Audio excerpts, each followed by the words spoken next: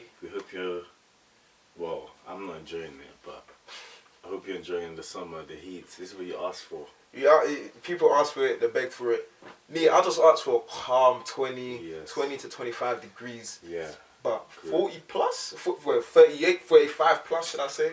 Ridiculous. Up to that 40, it was crazy. Ridiculous. I don't know how did you survive it? How did you spend that day? How did I survive? I just stayed indoors as much as possible. I stayed indoors. Hibernation. Serious. Hibernation, man. That's the thing. You know when it's so hot, you can't even be productive. Yeah. Like, you can't even do anything. Oh. Like, you just feel lethargic. You just feel tired, dehydrated. It's just long. People were passing out. There was forest fire. Well, tree fires. Yeah, they were. Yeah. They were forest fires. In south and east, houses were burning down. It's crazy, man. Wait.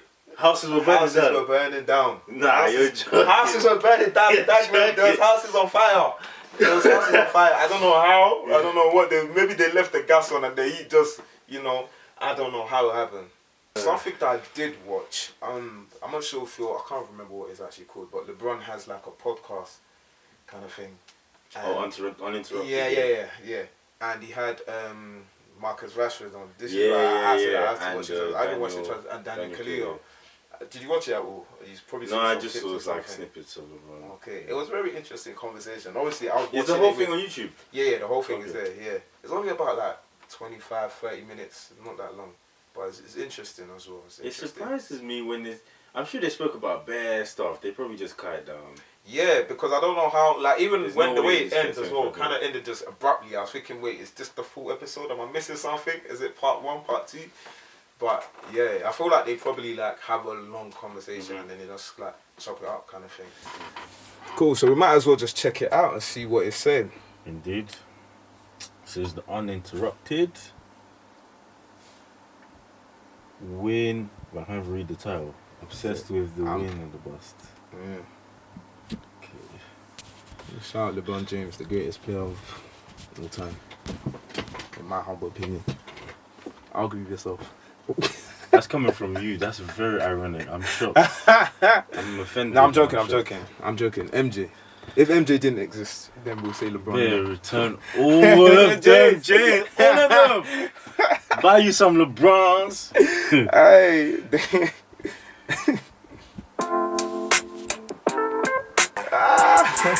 I can't do this on my own. Hey, no. Hey. I've been me since Scarlet Road. Hey, God's plan. God's plan. How much do you hate Manchester United?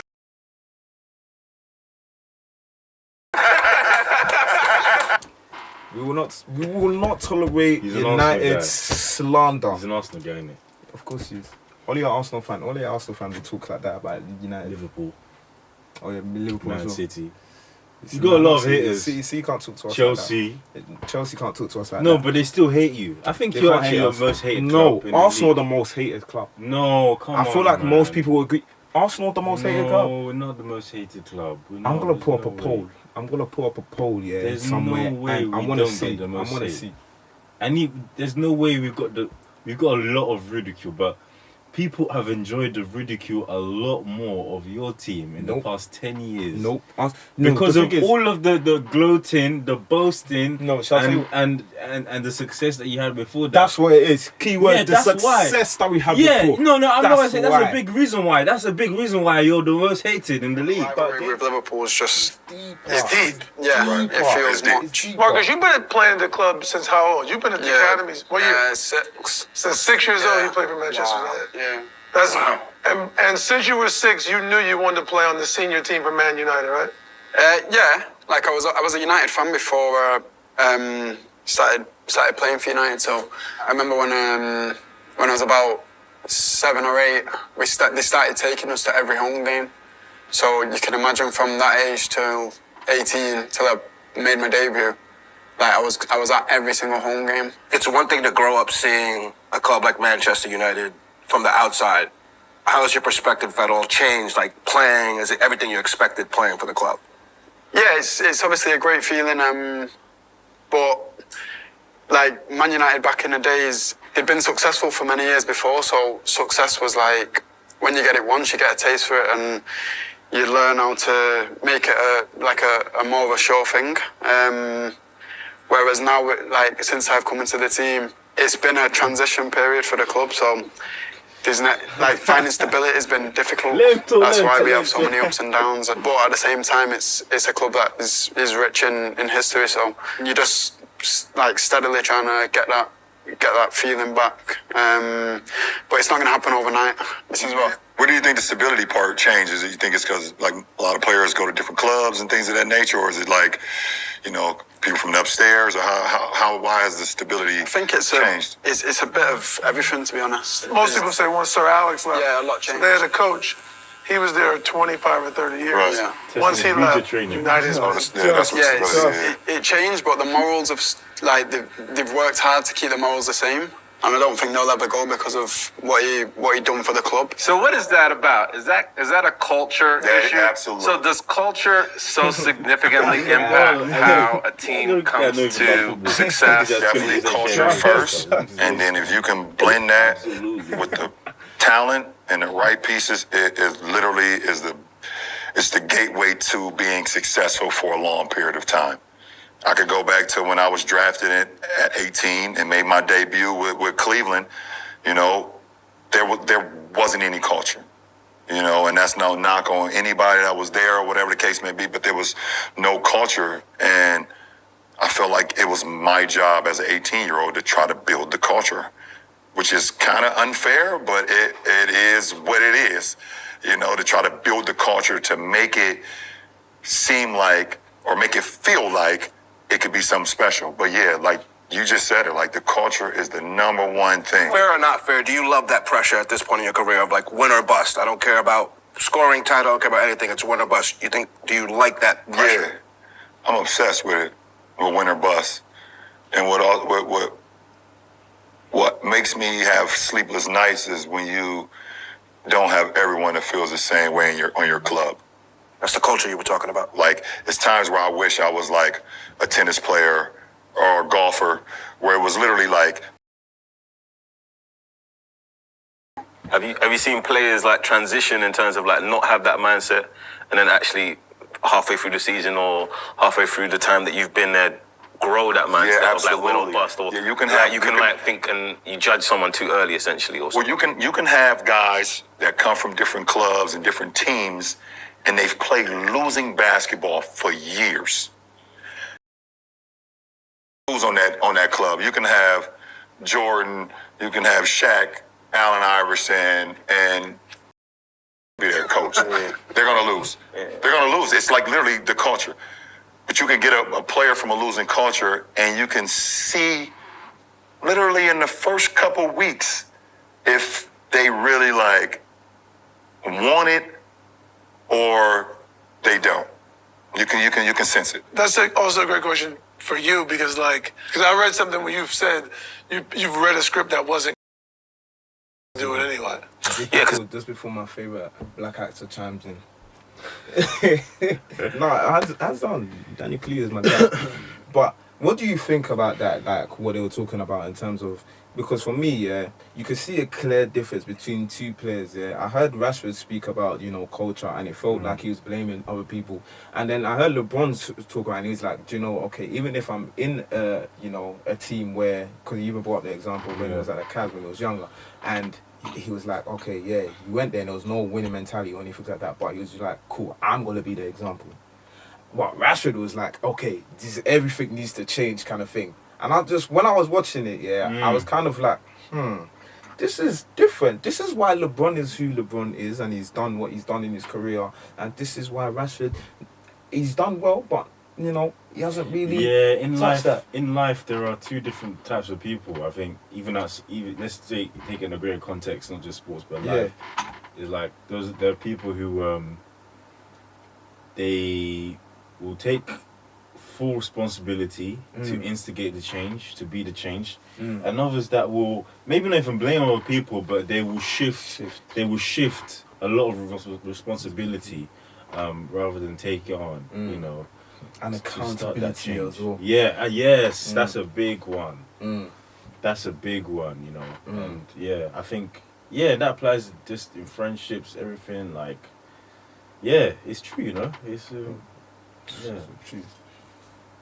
I know a lot of times I'm looking at, does the director know what it is? If the director feels confident about what it is, then I'm like, all right, cool, then I can run it. I don't understand what's happening. You can run it like I can do it because I feel confident that they know and they want to grow it, because it's not going to be perfect when you see it. Yeah. Do you know what I'm saying? It's like, rarely you get a perfect script. The only time I've ever seen something like, okay, that's perfect, it was Get Out. Yeah. I'm like, well, that's kind of perfect. Yeah. But people didn't understand what that was when you read it, because it was like the guy from Key and Peele, and it was Blumhouse. It wasn't what it would be now. I think it's more important knowing what you like. No, well, If I know what I like and I like it, I can always stand by it. Got it. So if it doesn't, well, it's kind of like the football and team analogy. Is like, if you got a bad editor, you're. You know what I'm saying? Like, so it's that thing where like, what you can do is that's got the best chance to go to a certain place. I'm gonna go there and like, oh, this director chooses this cast and this kind of people. All right, cool, they've got good taste, and they're going there, and then you just hope for the best, essentially. Honestly, as an artist, I think that's really all you have is your taste and your sense of what's right and wrong, you know, and you have to just lean into it. And, you know, in the end, you're on an island, and you have to say, this makes sense for me, and I believe in it. And when you don't believe in it, honestly, it becomes really obvious, almost to everybody. And I think there's lots of actors that we look to and we say, oh yeah, they're good at this thing. And then there's Daniel Day-Lewis, right? Who we say, okay. Obviously, he knows when he's done. The movie's wrapped. He knows when he's done. He's won a championship, hopefully. He knows when he's done. He's won a championship. How do you know when you're done? It's really a great question. Honestly, not until they come and pick it up. Does work ever leave the studio that you wish you had 5 more minutes with, or another day? Not necessarily that quickly, but I may look at something that you have or that LeBron has and say 5 years later, I think to myself, Rashid, you been out. in your house, hey, I come out the bathroom and stuff.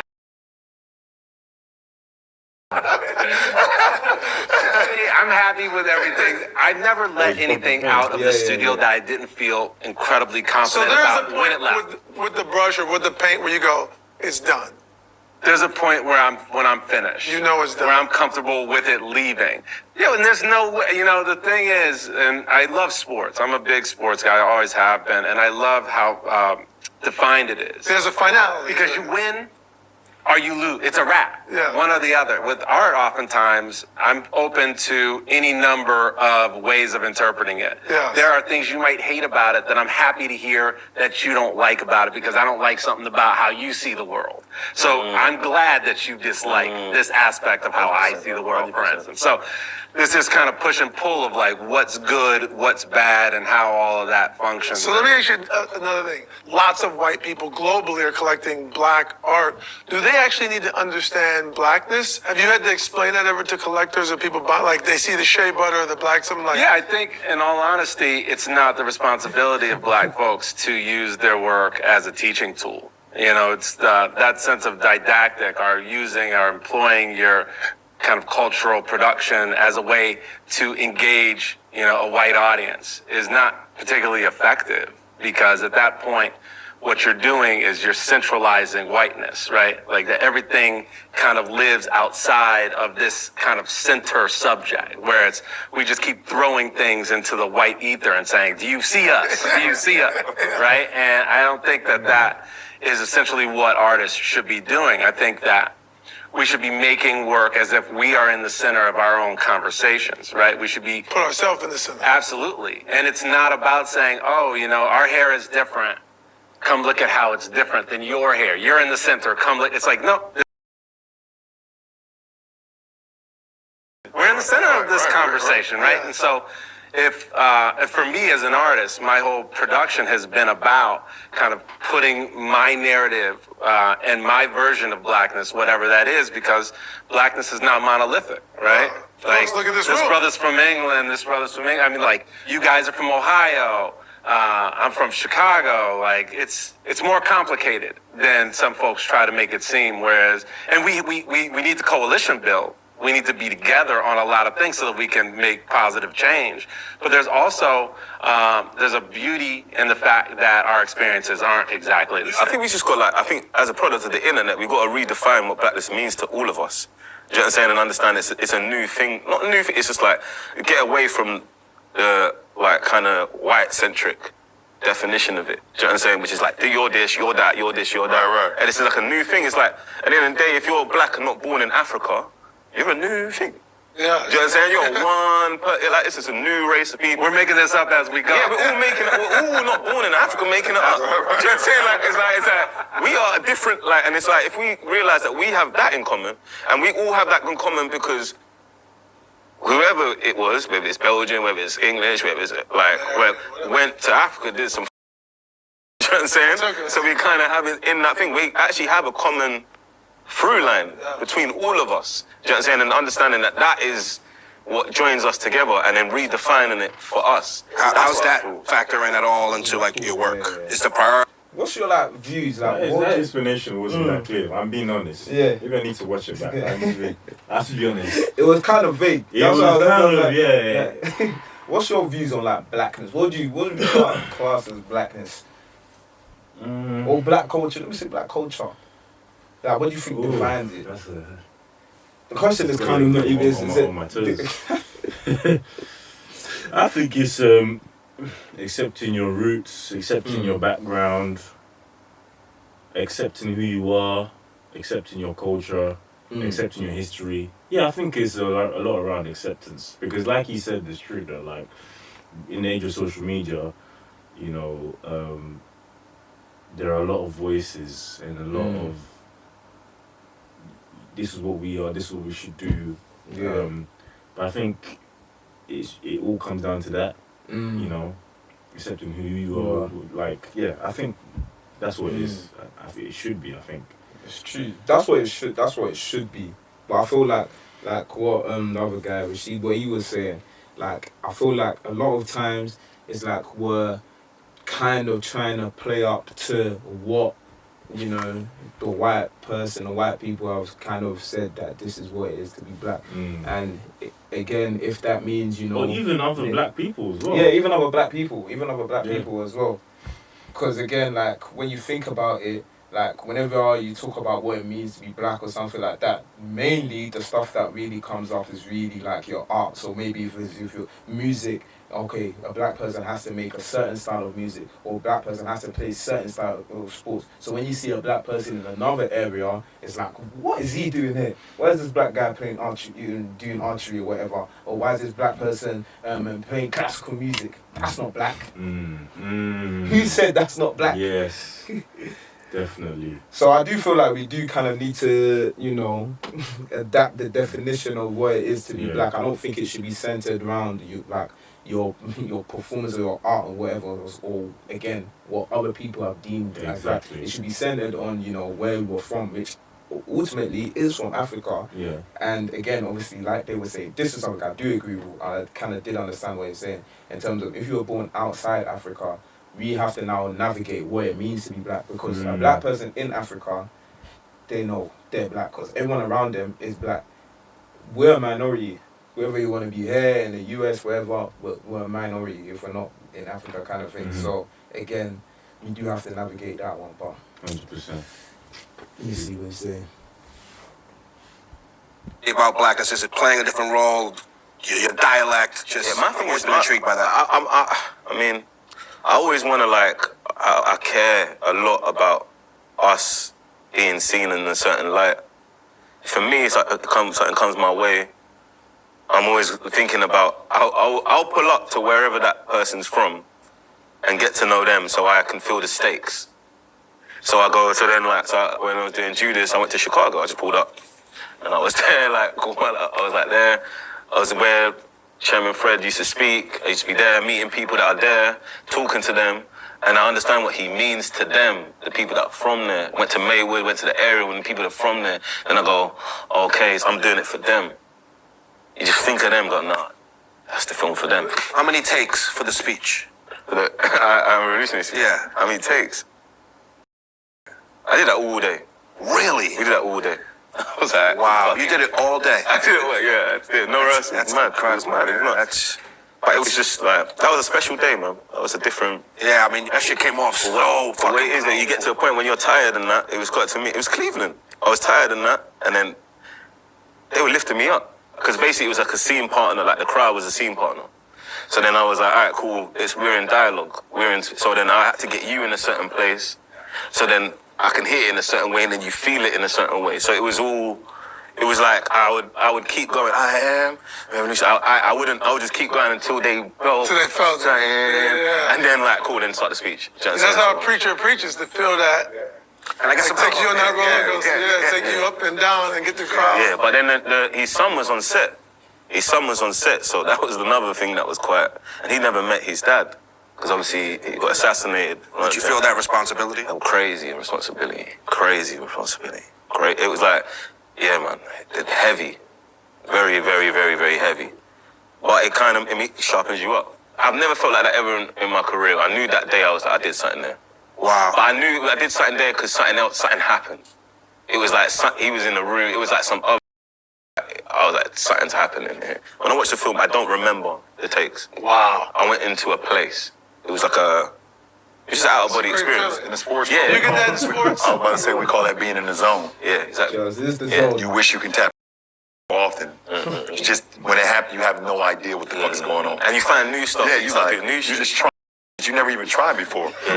Really shit. That game I had in Boston, game 6, down 3-2, it got to a point where I was just out there trying leg off the wrong foot, bump fades off my right shoulder. I am not even a right shoulder bump fade guy. When do you know you're in the zone while you're in it? Like, at what point? I mean, I think I started the game like 8 for 8. You don't know. And every time I was shooting, it just felt so perfect, and it was barely touching the net, like going straight through like a bird, just go straight through the border. Can you see the other team start to get defeated? Like damn, there's nothing we can do with these guys. Yeah, because I feel like when someone's watching you, they know when you're. We call it lost in the game. When my brother's watching me play, he knows when I'm lost in because he's watched me play all the time growing up. So like I used to get lost in the game when I was a kid, but I would never. Before I even knew what that saying was, I was doing it like it's a different kind of focus, and when you're doing it, you can't put a finger on it. But if I'm watching it, I can. It's like one study that hasn't been tapped into. How can we tap in to the zone? I don't know if you can. I used to say, put yourself in situations where you're not comfortable. Oh yeah, Play that's outside my of your favorite comfort saying. zone. That's my favorite saying. And how do you do that? I just learned to play in different positions. Oh. Like I started playing in central midfield and just positions of the pitch that I didn't even necessarily like. Automatically, when you're in them places where it's not your speciality, you get locked. It's a different kind of focus because you know that you have to be locked in. And when you're in that moment, can you see the defenders of the other team like? It's like an atmosphere, like it's just in the stadium. Once you have that, like, you constantly... It's so funny hearing these guys. Why are you laughing? That's your guy. He's not. That's When was the your last guy. time? When was the last time, Mr. Marcus, you were in the zone? When were you last in the When he zone? was 18. Exactly. That's what I'm honestly. That's the problem. That's the problem. Don't talk about the zone because you can't remember it. You can't remember the last time you were in the zone. Maybe in training. The zone. It's a drug. Striving for? Definitely a drug. You wish you wish the night never ends. When the game ends, I'm literally like sad. Like I want to go again. I could literally go again. I could play a whole game right after the game I hear ends. what you said. Them Have you kind ever of played, like even like back in the day, whatever. Have you ever like played a game or something like that where you're just so like it's just so perfect, like your focus is there, like you don't even want the game to end because you've been doing your job. Yeah, no, definitely. I can 100%. remember there was one game I had the guy up so many times. I just anyway. Like you said, even when like you're in the gym, yeah, you know, and your focus is just you kill that workout. Different. boy, the zone. It's like the zone or the lost in the game. It's like that moment. It's like one of the big reasons why I'm so picky because I'll have an amazing moment. No, it has to be that. I have to touch that. Like, and then I look at scripts. I'm like, I won't get there. I can't do those little jobs anymore. I can't do those itty bitty jobs because it's that now. Yeah.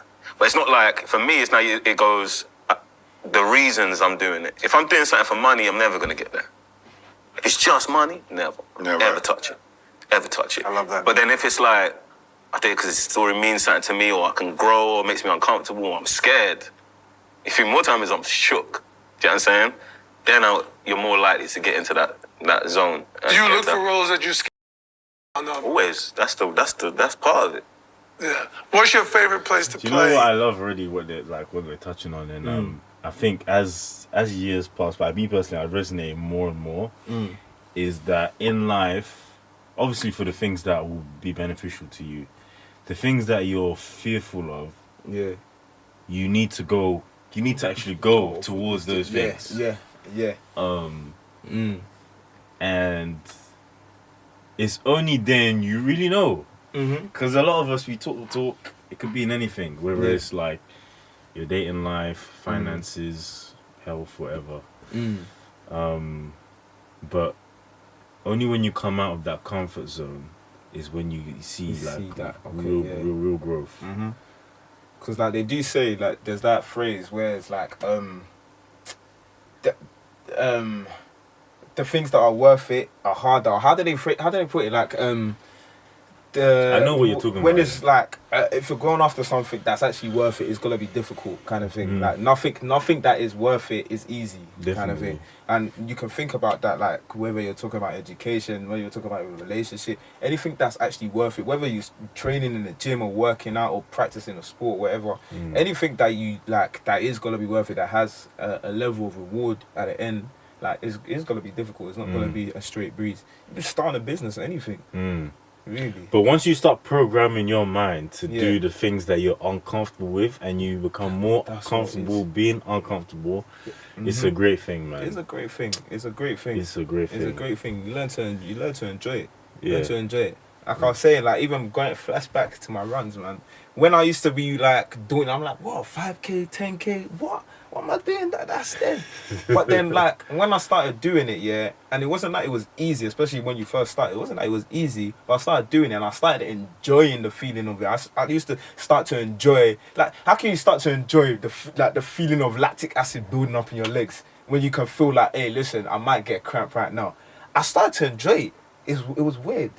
It was weird, and that's like, and again, I could see the results of it. My endurance, cardiovascular endurance was better. I was more in shape and all this kind of stuff. Like, anything that's worth it, it's gonna be a bit difficult. But when you learn to enjoy it, and when you now like look back, you can see the progression, really. Big time. Do you like playing at Old Trafford the best or on the road the best? And then on the road, which place do you hate going the most?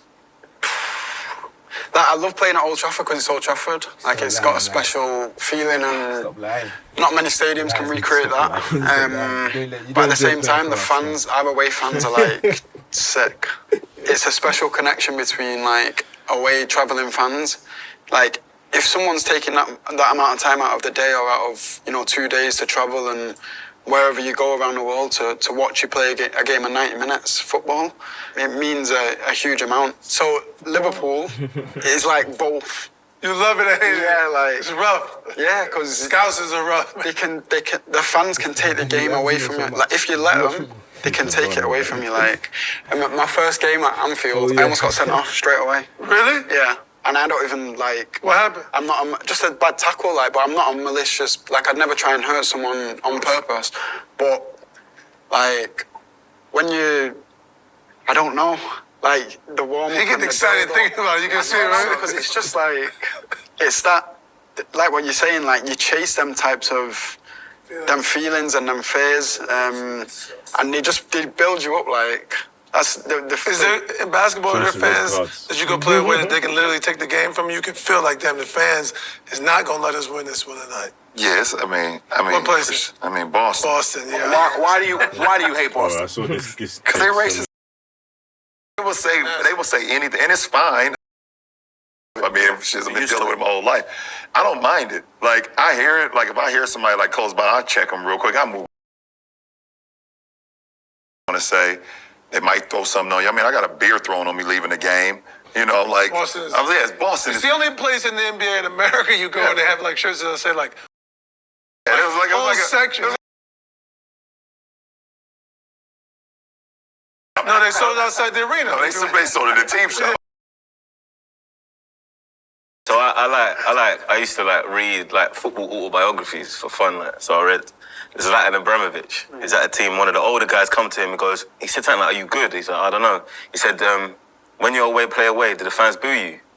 He's like, "Yeah, means you're good." Good. And that helps me when I get hate. Yeah, for it means you sure. get a hate because it's really and truly if you ain't good, they ain't caring about you. They don't care. Do you feel that as a young player? Has it been a while adjusting to that a bit? Not really, because like I said, I was so close to it, like I could see it happening. To like the first team players when I was watching them. So you set an expectation from yourself, like one day you're going to be in a situation where your fans love you, but other people's fans don't like you. And if you're not in that situation, then you're probably not doing something that you should be doing. It's a beautiful thing. After the Euro, did that get overwhelming though? Because that was a bit different, right? Yeah, it's a different. Explain that. They played in the final in the Euro. Yeah, that was wild. Against Italy. Tough game. It ended, was it 0-0 or 1-1? 1-1. Yeah. And it went then overtime, and then it went to PKs. And unfortunate for England, Overtime, the man. last three guys were black. They missed. Oh yeah, And they got yeah, hate. yeah, They got crazy. pressure, and they got out of hand. It got out of hand. Got real out of hand. Like, there's certain elements of sport that you can speak about all day and you never come to, like, a bottom line, like, that's what should have happened. Because it's a sport based on opinion, so, like, I've had hate for scoring before. Like, it might sound mad, but I have. Do you think it ever got you close to where you felt like breaking? Nah, because I'm, like, as a forward, you take risks all the time, man. Yeah, that's your job. If you're not taking risks, you're doing something wrong. Do you think the hate would have been as insane if it was 3 white young kids that missed the penalty kick? Honestly, no. Like, that's just the way I feel. I don't think it would have been the same, but at the same time, I don't think people would have, like, noticed, like, I feel like they just reacted to how they felt, like, and whether it's because it was 3 black guys or 3 white guys, that's how they felt. I remember when, like, Beckham was getting death threats and getting He was one of them, yeah. So it's like, it happens, but they just want you to win, like, do you know what I'm saying? Yeah, bro, it's toxic, my guy. Yeah, it is toxic. No, that's like. Yeah, but I feel for you, man. Like, it's I like, felt it's for like, you too. Because it's just sitting there, you're like, and that's why you get conflicted with supporting England. It just reminds you of being a kid. That's why I don't support England. I spoke to someone as well this week. You know, I've been over the last year or two. I found out a lot of people like me that don't support England. Sorry, I don't. What about England ladies? Because they're free to the final, you know? No, I know that's England. Still England. Don't get me wrong. I want the players to win, but England as a nation, no, I don't support England. I heard that. Some people might say, "Oh, why are you here then? Why don't you go back?" Oh yeah, when I have the opportunity to, and it makes sense, maybe I'll go back. Go to your country. Maybe we'll go back. Stealing our jobs. But listen, this is what I don't like. This is what I don't like, yeah. When I can see blatant media training, yeah. Listen, Mr. Marcus Rashford, yeah, I'm gonna pull you in for a conversation right now because you were asked the question of how you felt when you were racially abused after the Euros, and you were telling me that you didn't feel any kind of way, that it was just like it happens. What do you mean it happens?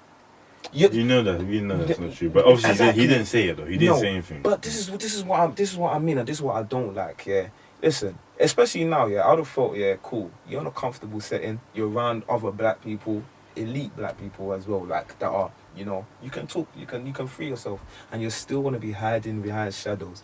Man, be yourself. He didn't even Be say yourself. angry. That's what I'm sure. I'm sure at least he felt angry, frustrated. Thank you. Maybe down even for a moment, disappointed. Thank you. Free the realness. Free the realness. This is why I can't get behind. This is why I can't get behind. This is why I can't get behind a lot of people now, because they don't keep it real. They can't keep it real. If you can't even keep it real for something like this, man, you want me to support you, get out of here, man. But again, going back to the point, yeah, in terms of like you saying that you don't support England, I hear what you're saying 100%. I hear it. I mean, for me, yeah, really, when it comes to England, and people think like I'm really, really supporting it. It's really the players. I really like these players because if you were to take me like 5 years ago, 2016 or whatever, or something like that. Yeah. I would have told you I hate that because I hated the players that were playing at that time. I hated the manager as well. Roy Hudson, get out of here, man. But now I like the players and I like the team and I like the manager. That's the only reason why I'm really kind of behind him now. But England, like you can be part of an I think I came up with this example last year. You can be part of an organisation and you want your colleagues to do well and to win. But in terms of the organisation's culture, you're not behind it. You're not with it. Yeah. Of course, by them winning, the organisation wins. Okay, but as far as you go, that's as far as your support goes. Yep. You know, but you're not behind the organisation itself. 100%. That's a good and that's a great analogy. That's a great analogy, man. In England, it reminds you all them times when you're out, everyone, and then someone says something. Like, for you too. Because it's just sitting there, you're like. And that's why you get conflicted with supporting England. It just reminds you of being a kid in England. It reminds you all them times when you're out, everyone, and then someone says something. So you're black, or this adult say something to you as a 4-year-old, as a 5-year-old. You know what I'm saying? And then it reminds you of that where you're trying to get closer to the identity of being English and then that happens. Like, oh yeah. There's this gap. Do you know what I'm saying? And it's like, because, like you said, there's feelings, like people are pissed off and this is that and the other, but you instantly go there. So why did you go there? That means it's just there waiting. It was just that kind of, it was a jolt of a reminder of like, oh yeah, this country. It's why I was never comfortable in a pub like that. That's true. Of course. You know what I mean, as a kid or young, it's like why I can't go certain places. Like, it was that. What happened with you lot, that's what it was. You still feel that way after even winning an Oscar? You don't feel that's put you in rare air, a different space? You still have that same? Nah, bro. Like, if I believed in that, that's when I'm in trouble.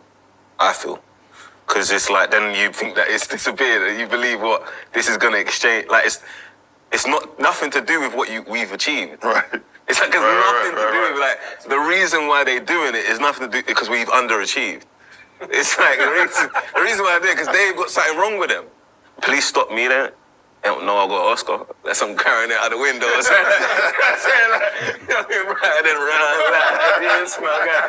like, so it's something wrong here. When you say, you know that saying, you got to be twice as good to get half as much or whatever. And I always didn't like that saying. Because I was just like, it's that thing that you said, it puts the white point of view in the center of your lifestyle. So I said, I just want to be twice as good because I want to be twice as good. That's what I want. I like that. Do you know what I'm saying? And I like excellence. I aspire for it, like going for it. It's not something that you're gifted. It's something that you have to work for, I feel. And so then I know that this Oscar, it's made the people feel a way coming from where I'm coming from. Rash, you know, like, do you know what I'm saying? So it's like, I don't put my identity in any of these physical, material things. Like, do you know what I'm saying? I'm still, like, present. I don't wanna die for them to miss me. And Pat Riley's whole thing. So abruptly, like. Oh, interesting. It's interesting. I always like to listen to these kind of conversations of elites, whether in whatever field, just to kind of get an understanding of the way they think, whether they still think like us, whether they've gone far ahead, whether they've had similar experiences, exactly their mindset, most importantly as well. And something that I do kind of take on board from a lot of these kind of conversations is the elite mindset that some of these people have, like LeBron James, for example, from the age of 18, that some people will say that's young, he already knew that, hey, listen, I'm coming to a club where, these lot are not winners, but I'm coming to change this. To me, I know what I want to do, I know where I want to be, kind of thing. Mamba mentality, that elite mentality, okay, I want to do something, I want to achieve something, and I'm going to do all it takes to get to that kind of position.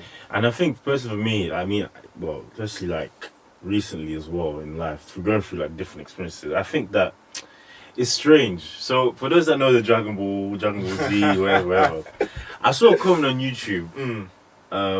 This was when Vegeta went Royal Blue. Okay.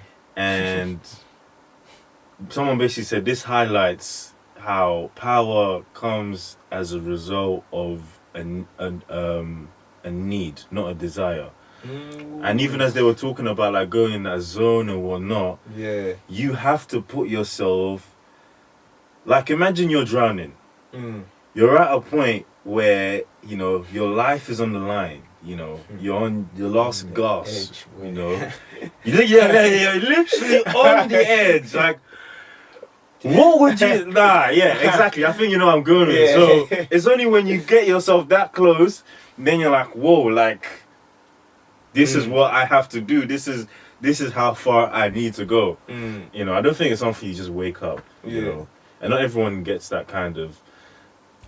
Not everyone is like that, because most of us, we need to actually take actions to get ourselves there. You know, it's not a mindset you kind of wake up with, I think. It's actually not. And again, yeah, it's true. Again, like, thinking about it, like, even going back to Dragon Ball Z, I don't know why, but Dragon Ball Z, listen, there's a lot of life lessons there, honestly, man. There's a lot of life lessons. Because, like, whenever it was any big bad villain, like, whether it was Frieza or Cell, any of them, listen, they had to go to that next level. They had to go to that next stage, whether it was next Super Saiyan or what, they had to advance. They had to, you know, on the brinks of defeat, they had to find some inner strength to, like, be like, okay, now let's go. Like, so again, like,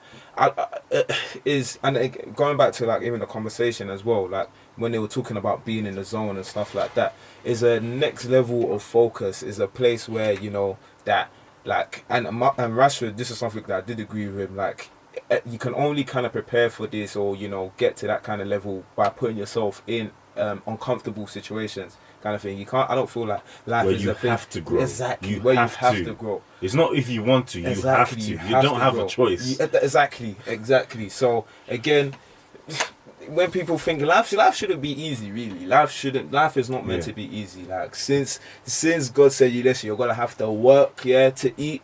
Know that you're gonna have to work to eat. There's nothing as an easy fix or easy way out, kind of thing. But yeah, man. No, but that was a good watch. A lot of mindset. Talking about race, excellence. Yeah, that was definitely a good, very, very good content there. Rashford, I'll see you next season. Yeah, So. maybe we'll be reacting to more Uninterrupted. Exactly.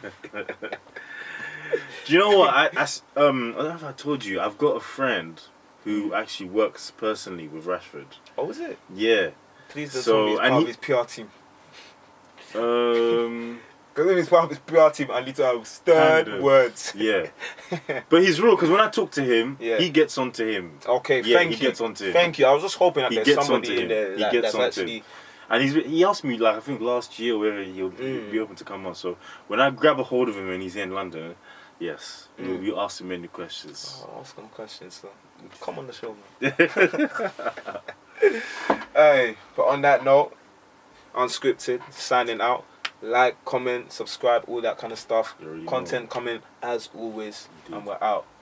Peace.